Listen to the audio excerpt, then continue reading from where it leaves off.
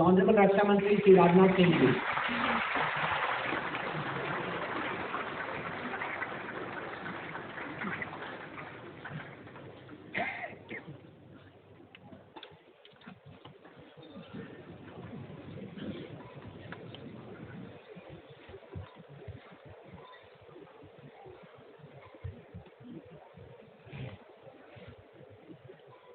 Honorable Raksha Mantri Shri Rajnath Singh Ji, Honorable Raksha Rajya Mantri Shri Ajay Bhatt Ji, Chief of Naval Staff Admiral R. Hari Kumar, Chief of Army Staff General Manoj Pandey, Defence Secretary Dr. Ajay Kumar, Secretary Department of Defence R&D and Chairman DRDO Dr. G. Satish Reddy, Vice Chief of Air Staff Air Marshal Sandeep Singh, Additional Secretary Defence Production Shri Sanjay Jaju, Excellencies and distinguished delegates from across the world, industry captains and members, officers of the Government of India, including from the Ministry of Defence, ladies and gentlemen, namaskar and good morning to you all.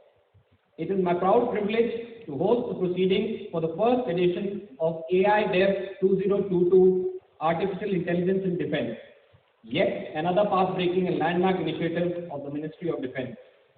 The Indian defence industry has been working tirelessly to give the Indian Armed Forces an indigenous technological edge, and the results of this choice, coupled with synergistic efforts and cooperation between government bodies, research organizations, academic institutions, startups, innovators, and industry, has led to the creation of many unique and advanced indigenous products. Technology not only empowers and strengthens our forces, but also strengthens our country's security. It presents India as a capable and responsible strategic partner in the newly shaping world order. From autonomy in weapon systems to critical maintenance to AI algorithms, improvement in logistic and data management to state-of-the-art automated counter-terrorism measures, AI offers a host of solutions for the Indian Armed Forces. Today's gathering is a celebration in line with our Azadi Ka Amrit Mahotsav and of India's prowess in the field of artificial intelligence in defense. AI Dev 2022 is all set to introduce India's defense preparedness with a focus on AI. May I request the Honorable Raksha Mantri Shri Rajnath Singh Ji and distinguished dignitaries on the dais to kindly light the traditional lamp. Hello. Hello.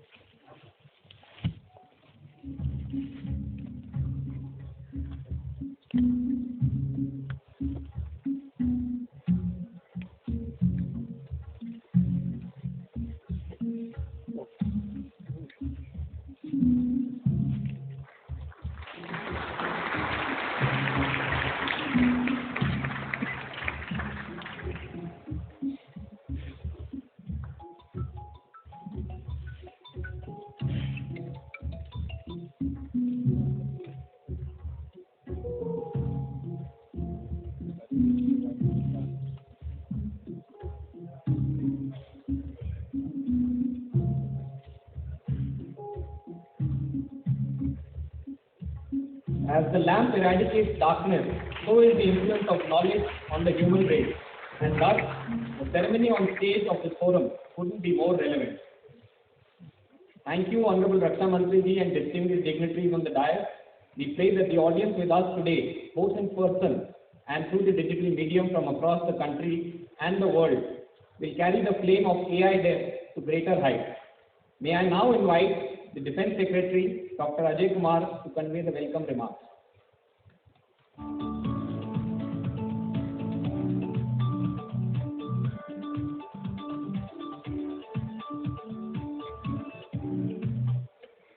Good morning, everyone.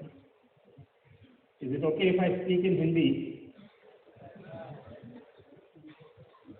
माननीय रक्षा मंत्री श्री राजनाथ सिंह जी, माननीय रक्षा राज्य मंत्री Shri Ajay Bhatt ji, chief of naval staff admiral Hari Kumar ji, chief of army staff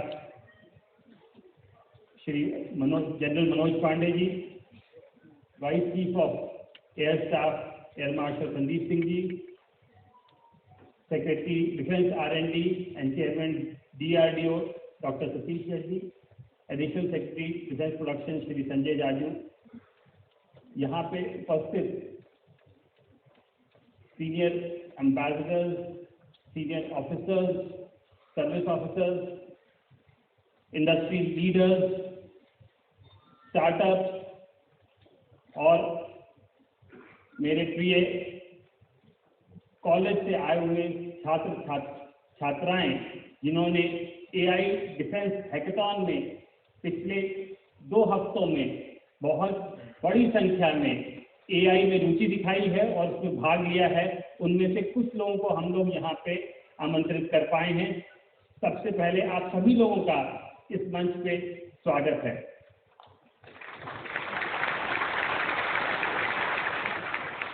मेरे लिए व्यक्तिगत रूप से एक बहुत ही खुशी का दिन है, खुशी का अवसर है। मुझे याद आता है जब मैंने रक्षा मंत्रालय ज्वाइन किया था, उस समय स्वर्गीय जनरल बिपिन रावत जो चीफ ऑफ आर्मी स्टाफ थे, उनकी याद आती है।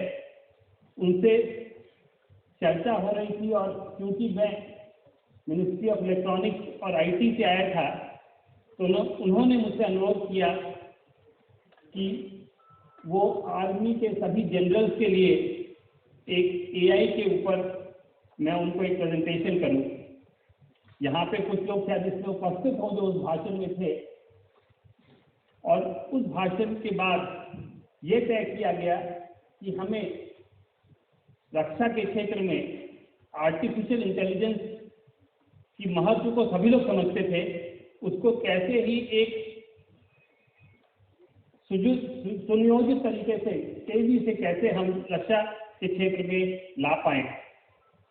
उसी के बेसिस पे 2018 में मैं कृतज्ञ हूँ Shri N Chandrashekhar, chairman Tata sons का, जिनकी अध्यक्षता में एक टास्क फोर्स का रूपांतर हुआ और उन्होंने उनकी 3 महीने के अंदर कुछ रिकमेंडेशन सरकार को दी।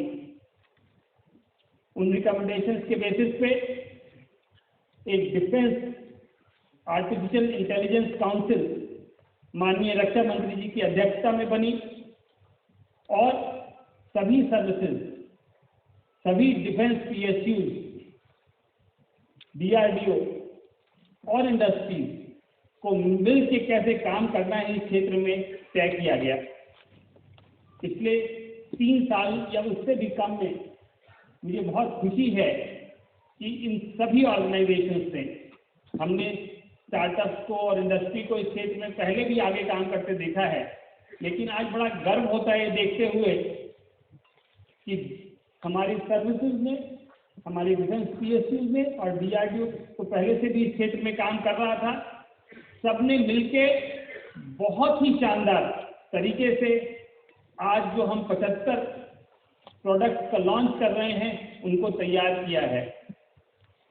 मैं ये बात और कहना चाहूँगा कि ये डिफेंस PSUs ने जो काम किया है, ये शायद पहली बार है कि वो प्रोएक्टिव ढंग से सर्विसेज के ऑर्डर की प्रतीक्षा किए बगैर उन्होंने ये काम शुरू किया है और उसके अंजाम आज हम सबके सामने हैं कि लगभग 50 से ज़्यादा प्रोडक्ट डिफेंस PSUs ने पिछले 3 सालों में अपने एक्सपेंडिचर पे खड़े किए हैं, जिनकी सर्विसेज भी जिनकी आवश्यकता सर्विसेज को भी है और उनकी बाहर कमर्शियल मार्केट में भी बहुत डिमांड हो सकती है। मैं इस अवसर पे इस प्रयत्न के पीछे, इस मिशन के पीछे जो पिछले 3 साल में सभी ने मिल के किया है, इसके सभी पार्टिसिपेंट्स को, सर्विसेज को, DRDO को, डिफेंस PSUs को, इंडस्ट्री को, स्टार्टअप को, सभी को बहुत बहुत बधाई देना चाहता हूं। और हम गर्व करते हैं जो भारत की एक छवि है कि हम IT के क्षेत्र में दुनिया में एक लीडिंग देश हैं, उसी छवि को यथार्थ करते हुए आज हमारी रक्षा मंत्रालय की सभी प्रणालियों ने बहुत ही अच्छा शानदार प्रदर्शन किया है। मैं ये भी कहना चाहूँगा आज हम 75 प्रोडक्ट लॉन्च कर रहे हैं, उसके अलावा भी बहुत सारे प्रोडक्ट, 100 से ज़्यादा प्रोडक्ट, और क्योंकि रक्षा का क्षेत्र है हर प्रोडक्ट के बारे में सार्वजनिक तौर पर बताया नहीं जा सकता है, लेकिन बहुत सारे प्रोडक्ट, हम 100 से ज़्यादा और प्रोडक्ट्स पे काम चल रहा है और वो विभिन्न लेवल्स के प्रोग्रेस पे है। कहने का अर्थ ये है कि आर्टिफिशियल इंटेलिजेंस हमारे रक्षा के क्षेत्र में लगातार आगे आगे बढ़ता जा रहा है। इस सब काम के लिए मैं सबसे पहले धन्यवाद देना चाहूँगा माननीय रक्षा मंत्री जी का, श्री राजनाथ सिंह सर का, जिनके मार्गनिर्देशन में, प्रोत्साहन के द्वारा ही ये संभव हो सका है कि हम लोगों ने इस छोटे काल में इतनी प्रगति की है। इस मंच पे जब हम लोगों ने इस प्रोग्राम की रचना की थी, उन्होंने सहर्ष इस प्रोग्राम में पार्ट लेने के लिए अपनी स्वीकृति दी, अपनी सहमति दी, और आज मुझे बहुत गर्व है, बहुत खुशी है कि आज वो हमारे साथ हैं। इस मंच पे मैं उनका स्वागत करता हूँ। उसी के साथ साथ मैं रक्षा राज्य मंत्री सर का, जिन्होंने हमारे सभी कार्यों में हमारी बहुत ज़्यादा प्रोत्साहन किया है, उत्साह बढ़ाया है, हमेशा हमारे साथ रहे हैं, वो भी हमारे साथ सम्मिलित हैं, उनका भी स्वागत करता हूँ। सर्विस चीफ सेक्रेटरी DRDO और यहाँ पे उपस्थित सभी सीनियर ऑफिसर्स, एम्बेसडर्स, डिप्लोमैट और बाकी सभी लोगों का एक बार फिर स्वागत करता हूँ। बहुत बहुत धन्यवाद। जय Hind.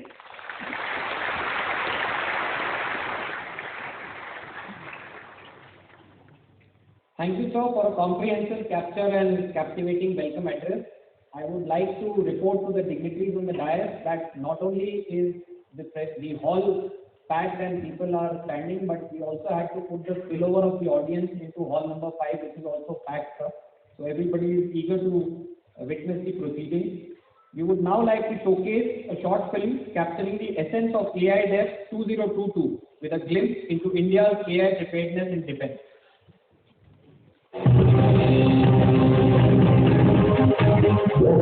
Has developed over the millennia.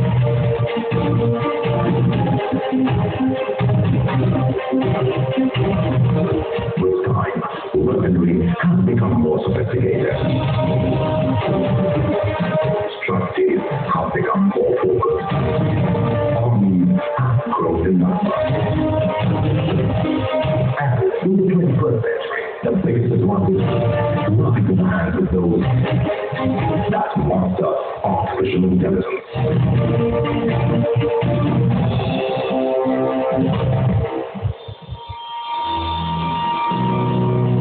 In the 1930s, it was speculated that machines that could think could be created. The use of computers became popular, and research began into programming computers to think. Access to big data caused a paradigm shift with cheaper and faster computers and advanced machine learning techniques. The first gaming device to track human body movement using a 3D camera and infrared detection was developed, which proved useful for several applications. Deep learning helps create state-of-the-art deep neural network architectures.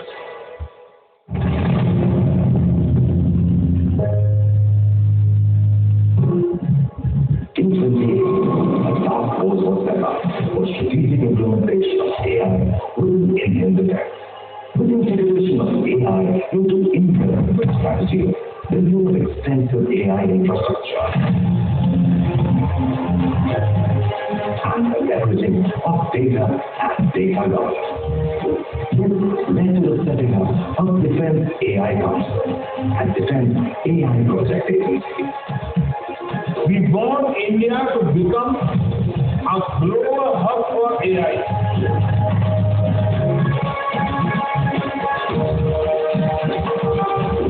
Today, we have several state-of-the-art AI projects created by Indians for India. Speech voice analysis system using natural language processing.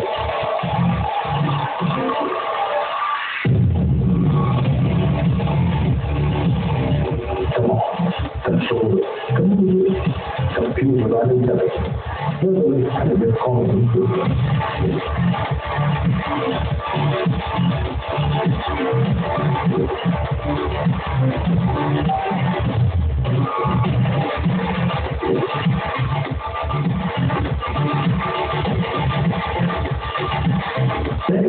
security system.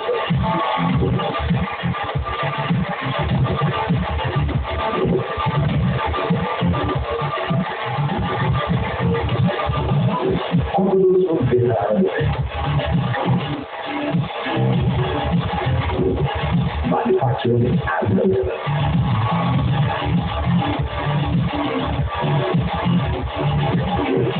Human behavioral analysis.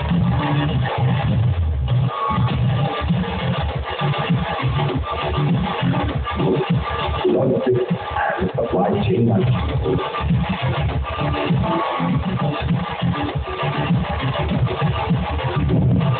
Simulators test equipment.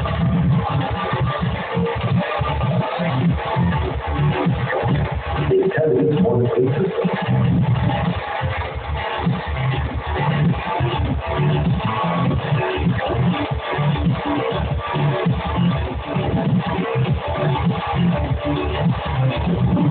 Scalable platform automation.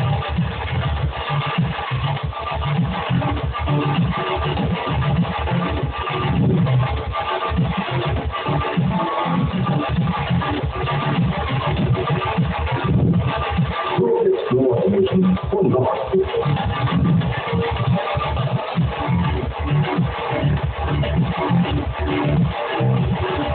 Autonomous unmanned robotic systems.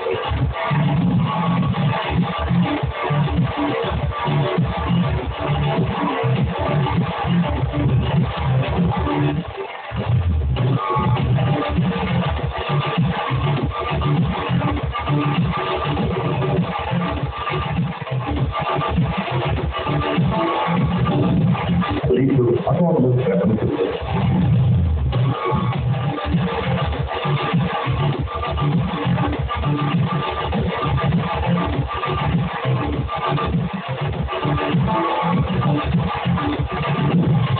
India's brightest minds are working with cutting-edge technology to create a safe and secure future with calculated precision.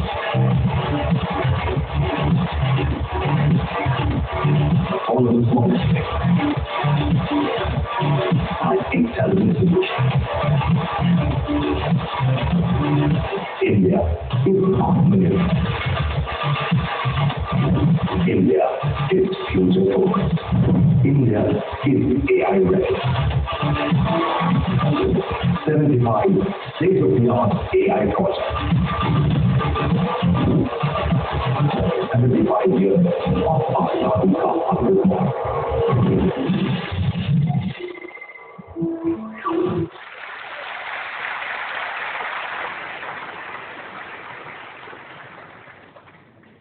India's AI defense chapter has been captured in a book that showcases 75 stellar projects developed indigenously corresponding with the grand celebration of 75 years of Azadi Ka Amrit Mahotsav. May I request the Honorable Raksha Mantri, Shri Rajnath Singh Ji, to launch the book.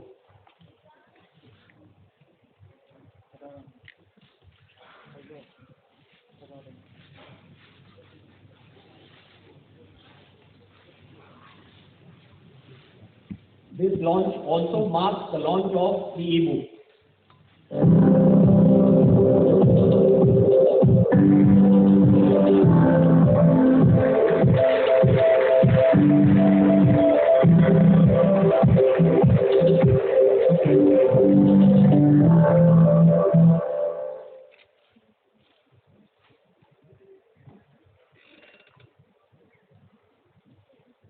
May I request the Honorable Raksha Mantri Ji to launch the e-book.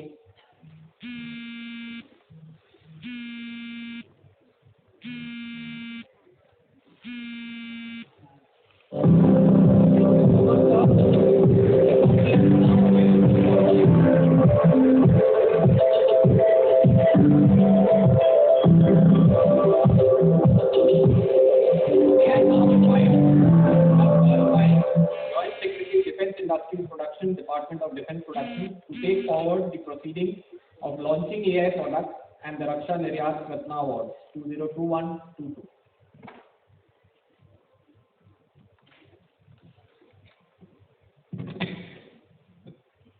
माननीय रक्षा मंत्री जी, माननीय रक्षा राज्य मंत्री जी,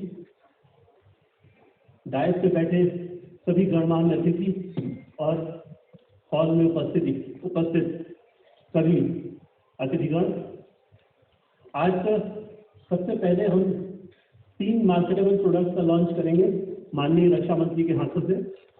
सबसे पहले मैं invite करना चाहूँगा सीएमडी बेल और उनकी टीम को, जो AI based voice analysis system के लिए आएंगे, उसको लॉन्च रक्षा मंत्री जी के सहयोग से होगा।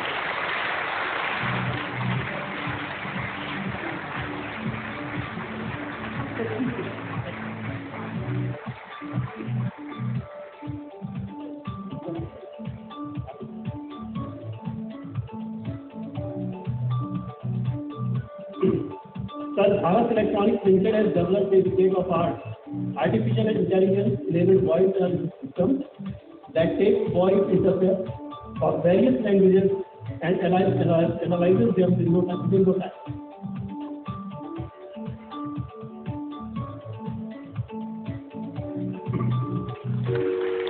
Next, Software is Andaz, another favorite business-enabled voice analysis system.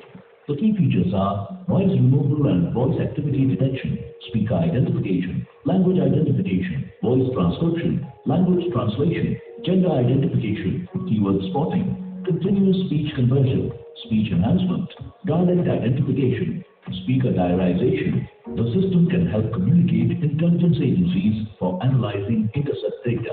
BEL, striving to bring better products for our nation's security, employing state-of-the-art artificial intelligence techniques. Next, GRS Raman, Team Raman, Bharat Earth Movers Limited. They have developed driver fatigue monitoring system. This system minimizes risk of accidents due to driver fatigue and distraction. It maximizes safety, which in turn protects human life and investment by data analysis powered by AI, deep neural network algorithms.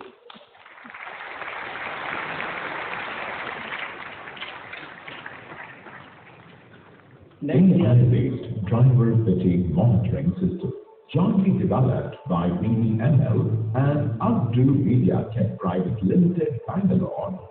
Key features: non-contact infrared camera, face recognition detects faces in the camera's field, alerts generated. Analysis powered by AI, deep neural network algorithms, neural networks trained using customized data sets plus data collected from the field.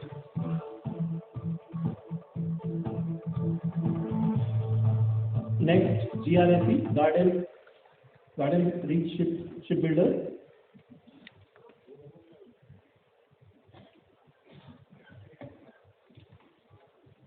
GRSE in the past 6 decades has delivered 107 warships from frigates to corvettes, fleet tankers, LSTs to FACs, etc.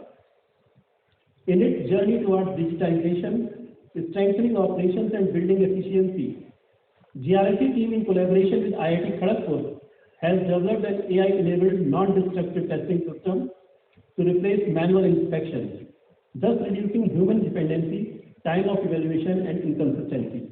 It has enhanced efficiency, objectivity and uniformity. It is AI-enabled entity product launch.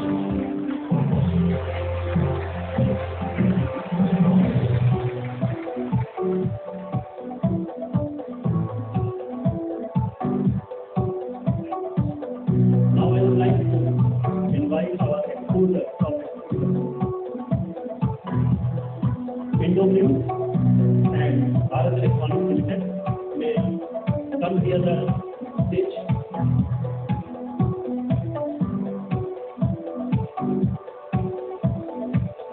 First of all, I would like to invite CMD Bell.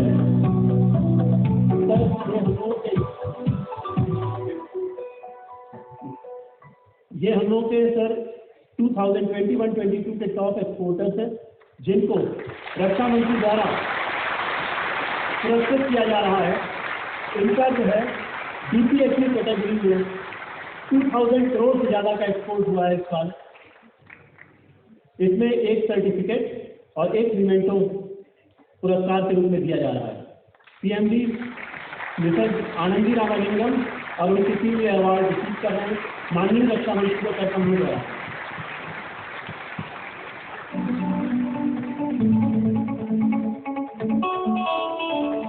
रक्षा निर्यात इस award का नाम है रक्षा निर्यात।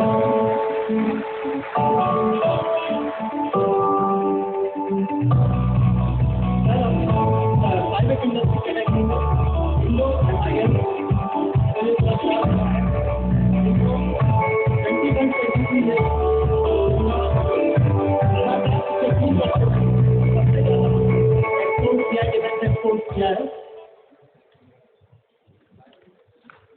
इनको private category में award मिला है। रक्षा निर्यात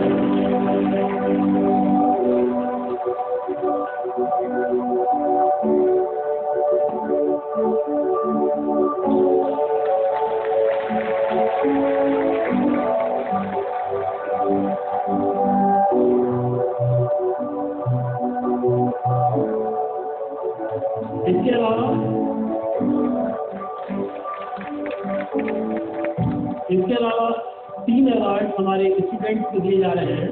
क्योंकि इस समय टाइम की थोड़ी सी कमी है तो रक्षा मंत्री द्वारा दिए गए हैं, जिन्होंने बहुत अच्छे एआई कंसेप्ट दिए गए हैं। इसका एक हम लोगों ने प्रतियोगिता की थी पिछले 1 मंथ में और उन्होंने बहुत अच्छे कंसेप्ट दिए हैं।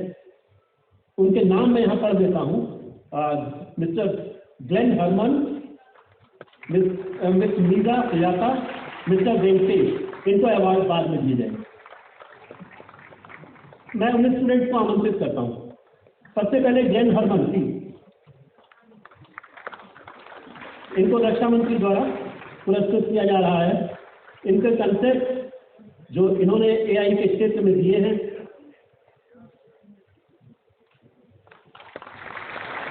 Please give them a big clap. It is encouragement to the student community to come in AI field. Next, Miss Niza Sujata, Sastra University, Trichy.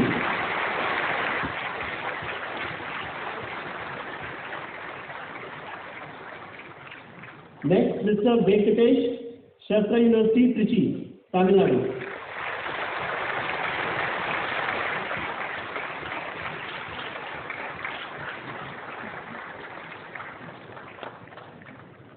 धन्यवाद मंत्री, धन्यवाद sir.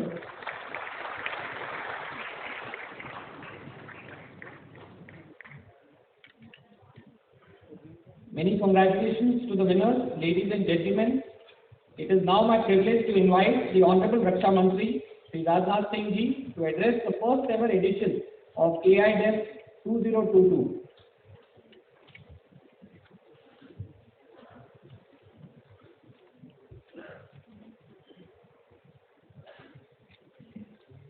My all foreign delegates are well equipped with the translation device.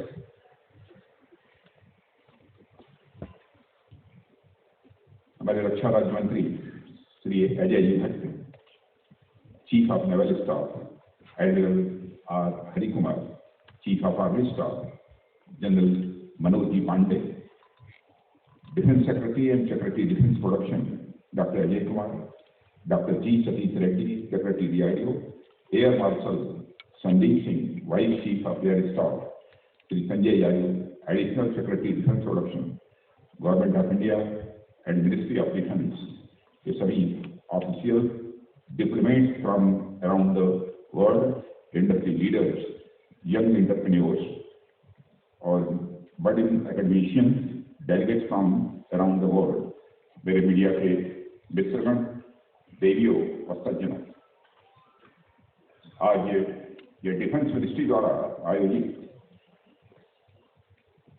Artificial intelligence defence इस event में मैं आप सभी के बीच यहाँ उपस्थित हूँ। डिफेंस सेक्रेटरी ने आप सबका स्वागत किया है, लेकिन यहाँ पर बहुत सारे ऐसे टैलेंटेड लोग जिन्होंने कि ऐसा करिश्मेटिक काम किया है। मुझे लगता है कि मेरे द्वारा भी इनका स्वागत किया जाना चाहिए, इसलिए मैं अपनी तरफ से भी आप सबका हार्दिक अभिनंदन करता हूँ और आप सभी का स्वागत करता हूँ। अभी आर्टिफिशियल इंटेलिजेंस पर आधारित कई सिस्टम और इक्विपमेंट की एग्जीबिशन मैंने देखी है इस डायस पर आने के पहले। मैं आश्वस्त हूँ कि हमारी arm forces, DRDO, DPSO, industries और स्टार्टअप फ्यूचरिस्टिक आर्टिफिशियल इंटेलिजेंस के क्षेत्र में बहुत ही शानदार काम कर रहे हैं। इसके लिए मैं आप सभी को अपनी ओर से पुनः हार्दिक बधाई देना चाहता हूं और साथ ही साथ भविष्य के लिए आप सबको अपनी हार्दिक शुभकामनाएं भी देता हूं। वैसे तो आर्टिफिशियल वर्ल्ड को बहुत अच्छी नजर से नहीं देखा जाता। आर्टिफिशियल फ्लावर्स, आर्टिफिशियल फ्लेवर्स या फिर लोगों के आर्टिफिशियल नेचर, आज के बारे में बातें होती रहती हैं। प्राय बातें होती हैं कि आर्टिफिशियल चीजें दिखावटी और निरर्थक होती हैं। यह दूसरी बात है कि इसके बावजूद इंसान अपने आप को इनसे अलग नहीं रख पाता है। कहने का रियल और नेचुरल चीजों के सामने आर्टिफिशियल चीजों का यह अहमियत नहीं दी जाती है, या दी भी जाती है तो बहुत ही कम दी जाती है। पर वास्तव में हम देखें तो आर्टिफिशियल वस्तुओं के निर्माण की क्षमता इंडियन सिविलाइजेशन के विकास का एक प्रमुख कारण की रही है। प्रारंभ में मनुष्य ने कृषि के लिए यंत्रों का विकास किया जो कि आर्टिफिशियल था। परिवहन के लिए जो व्हील्स होती हैं, पहिए, इनका विकास किया, वह भी आर्टिफिशियल था। इस प्रकार की कई इन्वेंशन हुई।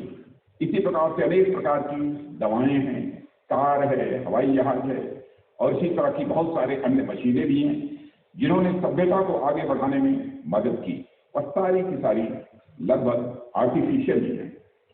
पहले मानव ने अपने इंटेलिजेंस से सिंपल आर्टिफिशियल गुड्स का विकास किया और अब मानव इस स्तर पर पहुंच गया है कि वह आर्टिफिशियल इंटेलिजेंस के विकास की ओर तेजी से आगे बढ़ रहा है। आर्टिफिशियल इंटेलिजेंस का डेवलपमेंट मैं समझता हूं सभ्यता के विकास में एक महत्वपूर्ण ये पड़ाव है।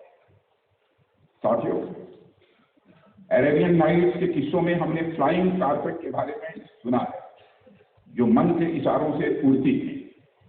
ग्रीक कथाओं में टैलोस के बारे में भी हमने सुना है जो ब्रॉन्ज का बना वॉरियर था और खुद की समझबूझ से, बहादुरी से वह युद्ध भी करता था। पर आर्टिफिशियल इंटेलिजेंस की प्रगति को देखते हुए यह कहा जा सकता है कि वह दिन दूर नहीं जो ऐसी कल्पनाएं हमारे सामने साकार रूप से उपस्थित रहेंगी। साथियों, आर्टिफिशियल इंटेलिजेंस का विकास करके मानव ने फिर यह साबित कर दिया है कि वह सृष्टि के बाकी क्रीचर यानी प्राणियों से वह श्रेष्ठ है।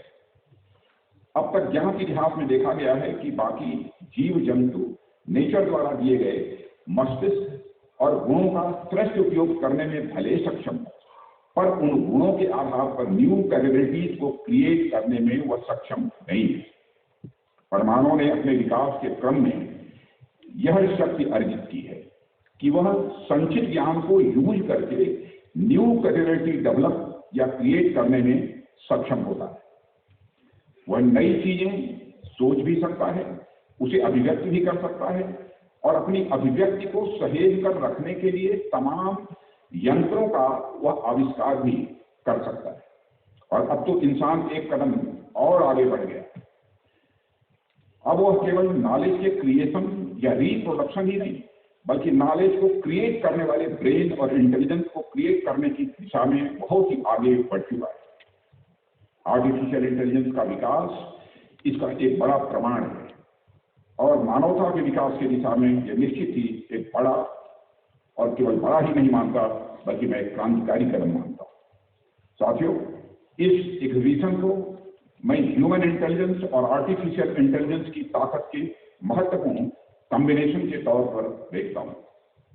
और यहाँ मुझे मॉरवेक्स पैराडॉक्स याद आ रहा है, जिसके अनुसार जो काम या जो कैलकुलेशन मानव के लिए अत्यंत कठिन होती है वह आर्टिफिशियल इंटेलिजेंस के माध्यम से अत्यंत सरल हो जाती है, पर जो काम मानव के लिए अत्यंत सहज और सरल होता है वह आर्टिफिशियल इंटेलिजेंस के लिए अत्यंत कठिन होता है।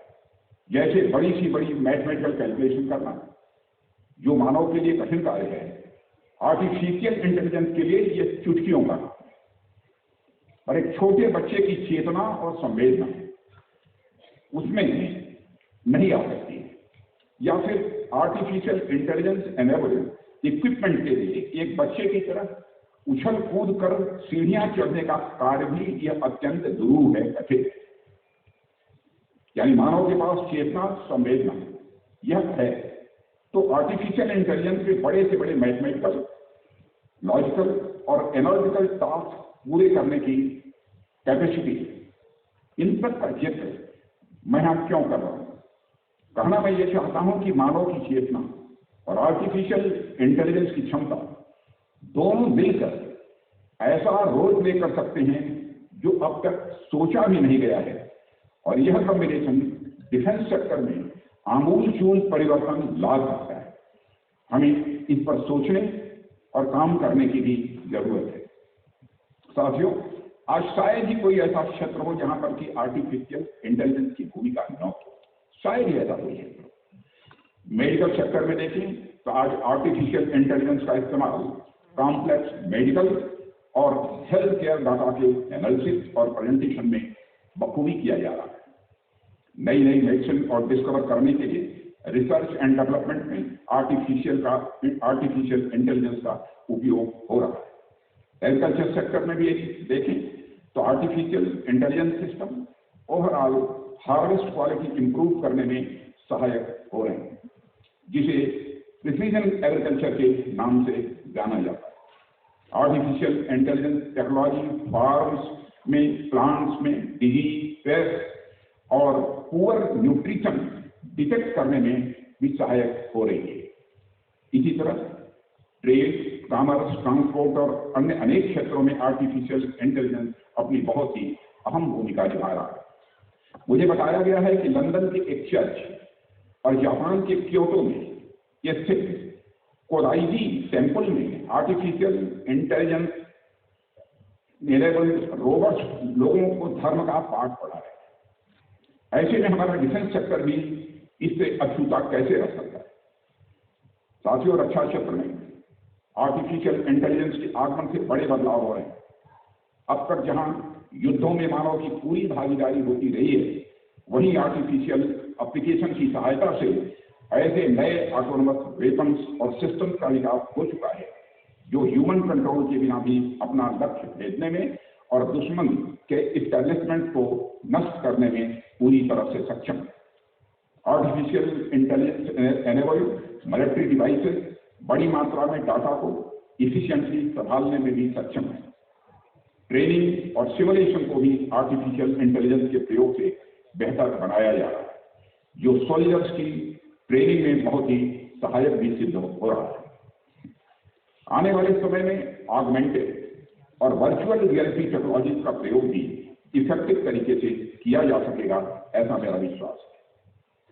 साथियों, मुझे ये देखकर बेहद खुशी हुई है कि हमारी आर्म फोर्सेस, DRDO, DPSOs और इंडस्ट्रीज डिफेंस सेक्टर में फ्यूचरिस्टिक टेक्नोलॉजी के डेवलपमेंट के लिए अनेक प्रकार के कदम उठा रहे हैं, और पिछले कुछ वर्षों के दौरान भारत सरकार ने सोशल वेलफेयर और नेशनल सिक्योरिटी में सहायक आर्टिफिशियल इंटेलिजेंस एनेबल्ड और आर्टिफिशियल इंटेलिजेंस लेड एप्लीकेशन पर गंभीरता से ध्यान दिया है।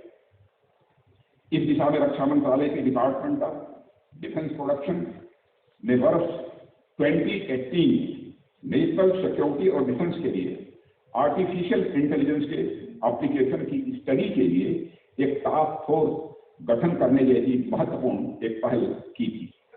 और मुझे कहते हुए खुशी होती है कि आर्टिफिशियल इंटेलिजेंस को डिफेंस सेक्टर का इंटीग्रल पार्ट बनाने के लिए हमने टास्क फोर्स के सजेशंस को पहली बार इम्प्लीमेंट भी किया है। इसी क्रम में डिफेंस आर्टिफिशियल इंटेलिजेंस काउंसिल और defence artificial intelligence project agency का गठन भी किया गया है। आज जब हमारी सर्विसेज फ्यूचर वॉरफेयर की रूपरेखा पर विचार कर रही हैं, तो आर्टिफिशियल इंटेलिजेंस की महत्वपूर्ण भूमिका को ध्यान में रखते हुए वेपन्स और अदर सिस्टम्स का भी विकास किया जा रहा है। सर्विसेज में आर्टिफिशियल इंटेलिजेंस एप्लीकेशंस को तेजी से बढ़ावा देने के लिए इंडस्ट्री के साथ आर्टिफिशियल इंटेलिजेंस कोलैबोरेशन पर कई मेमोरेंडम ऑफ अंडरस्टैंडिंग साइन किए गए। रक्षा मंत्रालय के महत्वपूर्ण इनिशिएटिव आईडेक्स के अंतर्गत भी आर्टिफिशियल इंटेलिजेंस से लेकर कई चैलेंजेस दिए जा चुके हैं। इसमें कुछ की मैं यहाँ चर्चा करना चाहूंगा। Radio frequency spectrum management, number 2 under water domain awareness, number 3 satellite image analysis और number 4 friend of foe identification system से जुड़े चैलेंजेस ये प्रमुख हैं। इसके अलावा साथियों हम देखें तो cutting edge artificial technology research के लिए हमारी एकेडमिया को विभिन्न एमओडी रिसर्च गोल्स, डीआरडीओ और डीपीएसओ द्वारा सपोर्ट भी किया जा रहा है।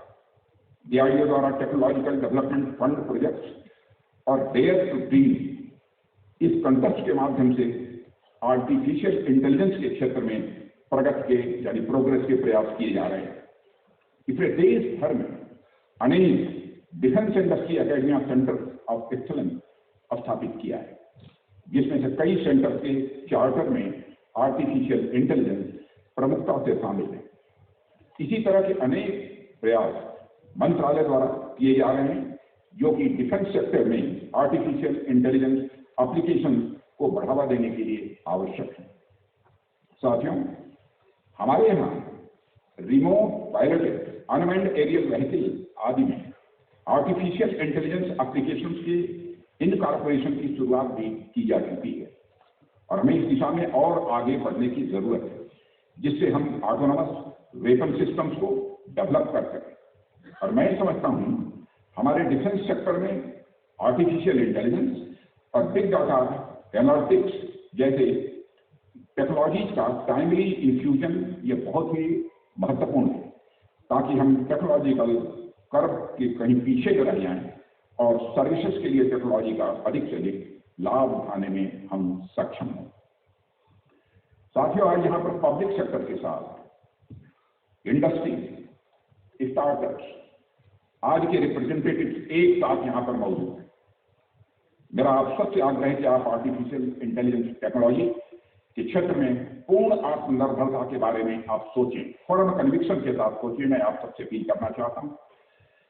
मुझे यहाँ रशिया के प्रेसिडेंट श्री व्लादिमीर पुतिन का एक कथन यहाँ पर याद आता है, जो उन्होंने कुछ समय पहले कहा। आप सभी जानते हैं कि रूस एक टेक्नोलॉजिकली एडवांस कंट्री है और साइंस और टेक्नोलॉजी के क्षेत्र में लगातार आगे बढ़ा है। ऐसे में आर्टिफिशियल इंटेलिजेंस के बारे में वहाँ के प्रेसिडेंट का कुछ कहना है, यह मैं एक महत्वपूर्ण मानता हूँ। उन्होंने जो कहा था उसकी मैं यहाँ पर चर्चा करना चाहता हूँ। Whoever becomes the leader in this sphere, whoever becomes the leader in this sphere will become the ruler of the world. और जिस तरह आर्टिफिशियल इंटेलिजेंस के क्षेत्र में संभावनाएं दिख रही हैं, इस बात से इनकार नहीं किया जा सकता।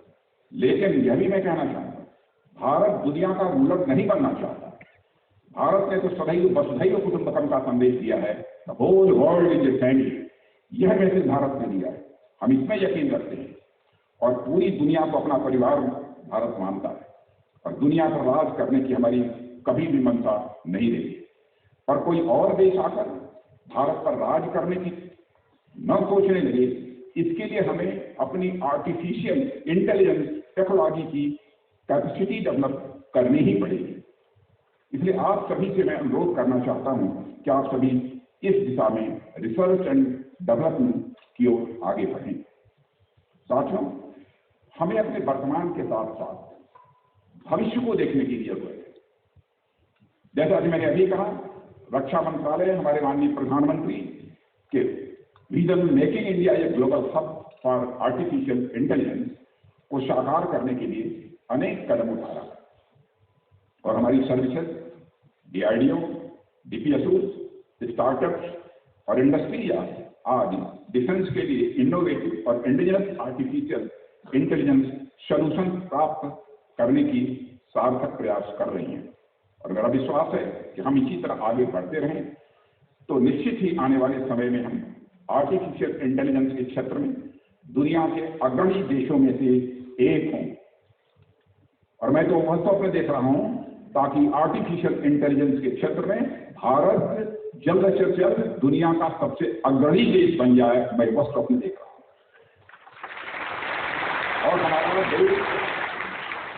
और हमारा देश इनोवेटिव है, साइंटिफिक एंड टेक्नोलॉजिकल ट्रेनिंग और इन सबसे ऊपर नेशन बिल्डिंग में योगदान देने की इच्छा रखने वाले युवाओं से भरा हुआ है। ऐसे में यह बड़ी बात नहीं होगी कि आने वाले समय में हम अपने राष्ट्र के साथ साथ दुनिया की टेक्नोलॉजिकल नीड्स को पूरा करने की ओर अग्रसर। हालांकि डिफेंस मिनिस्ट्री के जितने ऑर्गेनाइजेशंस का मैंडेट फ्यूचरिस्टिक टेक्नोलॉजीज डेवलप करना है, पर इसका spin off benefit civilian sector को भी मिल सकेगा, ऐसा मेरा विश्वास है। और साथियों, आज जब विज्ञान की इस महान शाखा में हम आगे बढ़ रहे हैं तो हमें कुछ खास जिम्मेदारियों को भी ध्यान में रखना ही होगा। हमें ध्यान रखना होगा कि मानवता के प्रति, ह्यूमैनिटी के प्रति हमारा ऐतिहासिक दृष्टिकोण रहा है, एक हिस्टोरिकल विजन है हमारा, और हमारे देश का योगदान क्या रहा है, इस बात की भी हमको जानकारी होनी चाहिए। इस देश ने हमेशा दुनिया को शांति का पाठ पढ़ाया और आज के समय में यह पाठ और अधिक रेलेवेंट होता जा रहा है। दुनिया में स्थितियां कैसी हैं उस पर अधिक बात करने की जरूरत नहीं है। एक ओर मानव विकास की नई नई ऊंचाइयां छू रहा है तो दूसरी ओर गरीबी, भूखमरी और विस्थापन से संबंधित समस्याएं भी बरकरार हैं। साथियों, आज वर्ल्ड बैंक, यूनाइटेड नेशंस और विश्व के अनेक ऐसी संस्थाएं और संगठन ह्यूमैनिटेरियन डिजास्टर्स को टैकल करने, फेमिन आदि नेचुरल डिजास्टर्स का पूर्वानुमान करने और मास माइग्रेशन के कारकों का पता लगाने के लिए आर्टिफिशियल इंटेलिजेंस एप्लीकेशन के इस्तेमाल की ओर आगे बढ़ रहे हैं। ऐसे में हमें भी अपनी रक्षा और सुरक्षा के साथ साथ मानवता और विश्व शांति की दिशा में भी सोचने की जरूरत है। इसी तरह आर्टिफिशियल इंटेलिजेंस के इथिक्स, यहां मैं चर्चा करना चाहूंगा, इसी तरह आर्टिफिशियल इंटेलिजेंस के इथिक्स और इसके संभावित खतरों के बारे में भी प्रारंभिक अवस्था में भी हमें सोचने की जरूरत है। जब भी समाज में कोई नई टेक्नोलॉजी आती है तो सोसाइटी को उसके अनुसार अपने सोशल, पॉलिटिकल एवं इकोनॉमिक स्ट्रक्चर और इथिकल स्टैंडर्ड्स में बदलाव लाने में समय लगता है। उदाहरण के तौर पर देखें तो जब इंडस्ट्रियल रिवॉल्यूशन आया तो आजीविका के लिए गांवों से बड़ी संख्या में लोगों का पलायन शहरों की तरफ हुआ। परिणाम ये हुआ कि लेबर का बड़े भयानक तरीके से एक्सप्लॉयटेशन भी शुरू हुआ। क्योंकि ट्रेडिशनल सोसाइटी में इस तरह की सिचुएशन हैंडल करने के लिए न ही कोई एथिक्स थे और न ही कोई रूल रेगुलेशन थे, ऐसे में नई परिस्थिति के अनुसार ढलने में दुनिया को एक लंबा वक्त लग गया। धीरे धीरे देशों में लेबर के हितों और अधिकारों को लेकर कानून बने, उनकी सेफ्टी, वेजेस या फिर संडे हॉलिडे आदि की व्यवस्थाएं भी हुई। इन सब में 100 से ज्यादा वर्ष लग गए। कहने का समाज में जब कोई नई टेक्नोलॉजी आती है तो उसके अनुरूप ढलने में समाज को वक्त लगता है और इस ट्रांजिशनल फेज में समाज में असहनीय स्थिति भी उत्पन्न होती है। और साथियों, आप लोगों को जानकारी होगी कि 19वीं सेंचुरी में जब नई नई टेक्नोलॉजी वाली मशीनें आई तो उनका जमकर विरोध भी हुआ था कई देशों में, और इसी दौरान लुराइट मूवमेंट भी शुरू हुआ था जो नई टेक्नोलॉजी और मशीनों को लोगों की दुर्गति के कारण मानता था। इसे मानवता विरोधी माना गया और इसके विकास को अवरुद्ध लोग करना चाहते। यहां तक कि इस ग्रुप से जुड़े लोगों ने कई जगहों पर फैक्ट्रीज पर हमला करके मशीनों आदि को भी नष्ट कर दिया। पर समाज में टेक्नोलॉजीज का आगमन घड़ी की उन सुइयों के समान है जो एक बार आगे बढ़ गई तो उनका वापस होना ये असंभव होता है। और आर्टिफिशियल इंटेलिजेंस के संदर्भ में भी यदि मैं कहूं तो हम इसके विकास को रोक तो नहीं सकते, न ही हमें रोकने का प्रयास भी करना चाहिए। पर इसको लेकर हमें सावधान भी रहने की जरूरत है। कोई भी टेक्नोलॉजी जो जितना बड़ा चेंज लाती है, उसका संक्रमण काल यानी ट्रांजिशनल फेज भी उतना ही बड़ा और गंभीर होता है। क्योंकि आर्टिफिशियल इंटेलिजेंस एक मैसिव चेंज लाने वाली टेक्नोलॉजी है। ऐसे में समाज में लीगल, इथिकल, पॉलिटिकल और इकोनॉमिक अपहीवल की स्थितियां भी सामने आ सकती हैं। उसके लिए भी हमें पहले से ही तैयार रहना है। हालांकि मैं बड़ा आशावादी हूं और आर्टिफिशियल इंटेलिजेंस के भविष्य को भी सकारात्मक नजरिए से ही मैं देखता हूं, पॉजिटिवली से देखता हूं। फिर भी इतना जरूर कहना चाहूंगा, अगर कुछ आशंकाएं हैं तो उसके बारे में हमें चिंतित होने के बजाय उन पर अभी से ध्यान रखने की जरूरत है। और हमें ध्यान क्या रखना है, इस पर मुझे बचपन में पढ़ी एक पंचतंत्र की कहानी है, उसकी यहां पर मैं चर्चा करना चाहता हूं। किसी समय 4 ऐसे राजकुमार थे जो गुरुकुल में शिक्षा दीक्षा प्राप्त करके वापस लौट रहे थे। रास्ते में उनको एक बोन का टुकड़ा, एक हड्डी का टुकड़ा दिखाई। सबने सोचा कि जो भी शिक्षा हमने प्राप्त की है विद्यालय अपने यहाँ गुरुकुल में अथवा जहां भी वो प्राप्त की है, हम यहाँ पर उसका जो है हम प्रयोग करना चाहें। एक ने कहा कि हम इस बोन को तो पूरी तरह जो भी ज्ञान प्राप्त किया उसको स्केलेटन में बदल सकते हैं। दूसरे राजकुमार ने कहा कि हम तो इस स्केलेटन पर मांस मज्जा मानी ये सब सारा जो है ये हम जो उस पर जो बढ़ा सकते हैं। तीसरे ने कहा कि हम तो इसमें प्राण भी फूंक सकते हैं। और हड्डी किसकी थी? हड्डी वह शेर की थी, लायन की हड्डी थी। लेकिन चौथा राजकुमार वो बुद्धिमान था, उसने वह यह सब होता रहा लेकिन उसने अपने को अलग रखा। तो हमें ध्यान बस इतना रखना है कि जितना कि छोटे राजकुमार ने रखा, मैंने इसका दुरुपयोग किसी भी सूरत में नहीं होना चाहिए, यह मैं कहना चाहता हूं। और हमें बड़ी सावधानी के साथ आर्टिफिशियल इंटेलिजेंस पर काम करने की जरूरत है ताकि आने वाले समय में यह कहीं हमारे ही हाथों से बाहर नहीं निकल जाए। हमें इसका प्रयोग मानवता के कल्याण, विकास और शांति के लिए करना है। कहीं ऐसा न हो कि इस पर न्यूक्लियर पावर की तरह किसी एक देश या देशों के समूह का प्रभुत्व स्थापित हो जाए और बाकी लोग इससे वंचित रहें। और इसका डेमोक्रेटिक यूज हो, हमें इसे भी सुनिश्चित करने पर विचार करना होगा। मुझे विश्वास है कि हम जिन नए संकल्पों के साथ अपनी यात्रा की यह शुरुआत कर रहे हैं उसमें पूरी तरह सफल होंगे और अपनी रक्षा सुरक्षा के साथ साथ मानवता के कल्याण की दिशा में आर्टिफिशियल इंटेलिजेंस के प्रयोग को हम सुनिश्चित करेंगे। अंत में आप सबको इस इवेंट की सफलता के लिए शुभकामनाएं लेता हूं और साथ ही आपके प्रयासों की सफलता के लिए भी आपको शुभकामनाएं लेते हुए और जो कुछ भी आपने किया है उसके लिए बधाई लेते हुए अपना निवेदन समाप्त करता हूं। आप सबको बहुत बहुत धन्यवाद।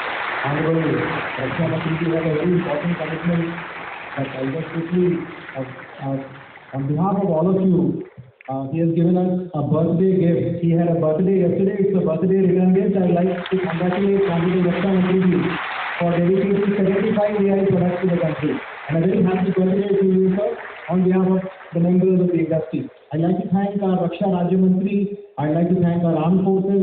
I'm sorry I'm rushing through. Raksha Mantri ji has a very important commitment. I'd like to thank all the ambassadors, our defense secretary, DRDO chief, members of the industry, both public, private, students, academia, members of the media, and all of you ladies and gentlemen for gracing this event from here, Westfield and Bachel. Thank you very much.